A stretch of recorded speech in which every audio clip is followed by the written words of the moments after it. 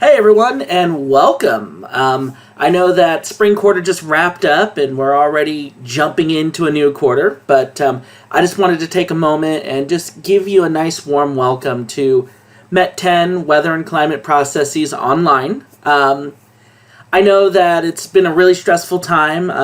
As you can see behind me, I've got a green screen. I've been using this for my Zoom sessions over the past quarter and during all this shelter in place stuff. So I'm still working from home, and I'm pretty sure many of you are too. So that being said, I know it's a really stressful time, and my hope is that this course won't be too stressful for you. That instead this will actually be, if anything, a little break from just the hecticness of life right now, all the craziness, all of the stress, and honestly, I hope that you actually find some things in this class that you really enjoy and really have fun with.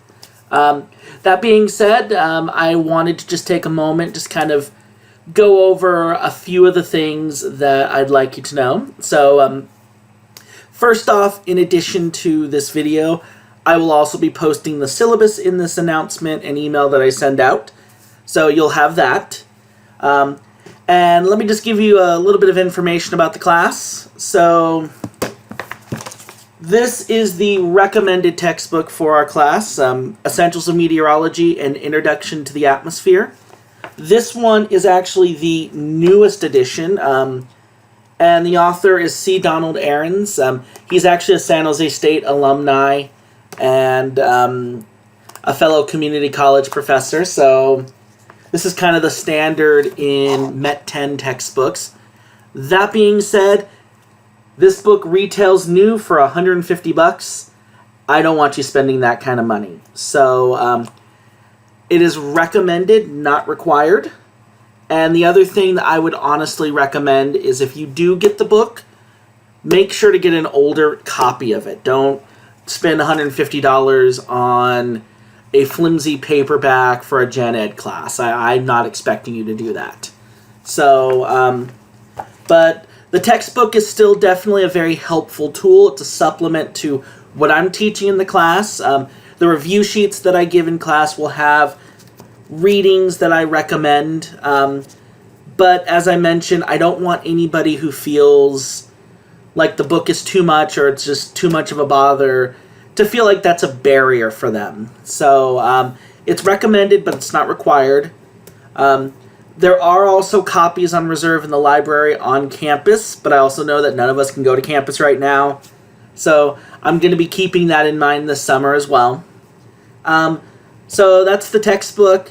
Some of the things I will just say before you get started. The homepage actually has at the top of it our syllabus, guidelines, expectations, things I'm looking for. And then this class will be split up into a series of modules. We'll do 2 modules a week. The first one will open up on Monday. And each module has a set of lectures, an activity, a quiz. And like I said, for the most part, they're not meant to be overly stressful. So if you are feeling stuck, take a look at things. But if you are feeling stuck, don't feel like you have to have everything perfect initially. Take some time, get on your feet.